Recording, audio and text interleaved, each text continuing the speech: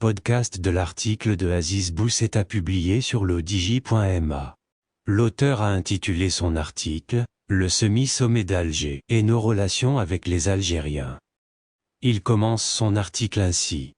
Pour les Marocains, la grand-messe de la Ligue arabe, qui s'est tenue à Alger n'a eu d'autre intérêt que celui du niveau de représentation marocain, étant entendu que les relations sont au plus bas depuis un an et très mauvaises depuis plusieurs années. Et comme ces relations sont d'une double nature, officielle et populaire, il est intéressant de scruter leur évolution.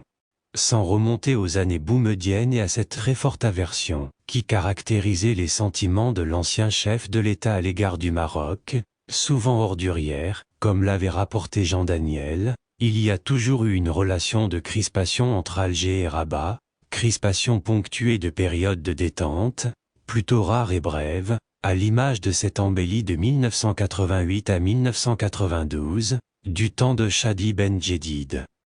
L'auteur poursuit son article ainsi. Suite à l'attentat de Marrakech en 1994, le Maroc avait pointé du doigt les Algériens, qui décidèrent alors de fermer la frontière terrestre de Zoujbral.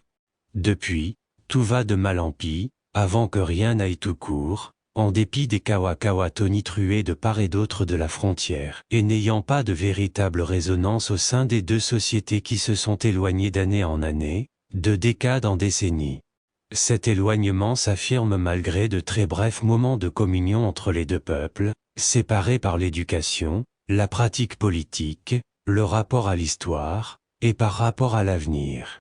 Cela fait donc près de 30 ans que les frontières sont fermées, une génération. La génération du web et de la communication, de l'instantanéité et des réseaux sociaux. Les jeunes des deux pays se sont connectés ailleurs et rapprochés avec d'autres, privant la région d'une connexion générationnelle, qui aurait été en mesure de dépasser les clivages politiques. Aujourd'hui, les Marocains se sentent agressés dans leur souveraineté et intégrité territoriale, et les Algériens, de leur côté, se désintéressent des actes et actions d'un État, qu'ils ne considèrent pas comme légitimes. Les Marocains, pour leur part, et avec l'avènement des nouvelles technologies, soutiennent leur État, et cela donne un relief particulier à ce conflit qui, d'étatique, politique et officiel, est devenu celui des populations. Comment expliquer autrement cette évolution qui, de 2019 et le très fort enthousiasme et engouement des Marocains pour l'équipe de football algérienne victorieuse du trophée africain, a vu glisser la réelle affection que l'on retrouvait à tous les niveaux de la société à une sorte d'aversion, de confrontation, d'humour corrosif du côté ouest de la Magnia et de position agressive du côté est, et si tout cela était encore plus ou moins contenu du temps d'Abdelaziz Bouteflika, même dans son fauteuil, et du général Ahmed Gaïd Salah, même avec ses éternelles jumelles pointées vers le Maroc, les choses ont brutalement basculé avec l'avènement d'Abdelmajid Tebboune au sommet de l'État et de Saïd Changria à la tête de l'armée. L'auteur précise ainsi. Depuis, en effet, tout va mal, très mal, Alger accusant le Maroc de tous ses maux passés et à venir, et Rabat, toujours courtois, officiellement suave, affichant néanmoins une remarquable, et plus ou moins hostile, distance avec son incertain voisin. Et les choses continuent et continueront d'empirer, aggravées par l'adhésion des populations. L'opinion publique marocaine est portée par un patriotisme compréhensible et une crainte diffuse face à l'aventurisme guerrier des généraux algériens et de leur étrange et parfois tragicomique créature présidentielle.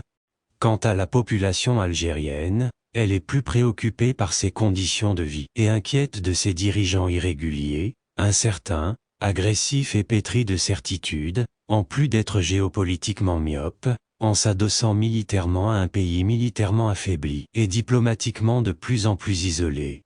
Dans ce conflit d'un autre âge, dont les deux pays auraient pu faire l'économie en ces temps économiquement difficiles pour tout le monde, le continent d'en face continue d'attiser les braises, pariant sur l'un contre l'autre, et inversement, essayant de contenter les deux mais se retenant soigneusement de jouer une médiation fondée sur l'histoire, pour fonder un meilleur avenir. L'auteur conclut son article ainsi. Pour l'instant, Aucune personne censée ne peut prévoir un quelconque rapprochement entre les deux pays que pourtant tout unis, mais qui sont appelés à rester durablement désunis, ainsi que le montrent encore une fois, avec éclat, les péripéties du semi-sommet d'Alger. Rédigé par Aziz Boussetta, élu par l'intelligence artificielle de l'Odigi Media. N'oubliez pas de télécharger notre application l'Odigi Mobile sur Android et iOS, et de vous abonner à notre chaîne YouTube l'Odigi TV, si vous souhaitez être au courant des dernières actualités, podcasts et émissions télévisées.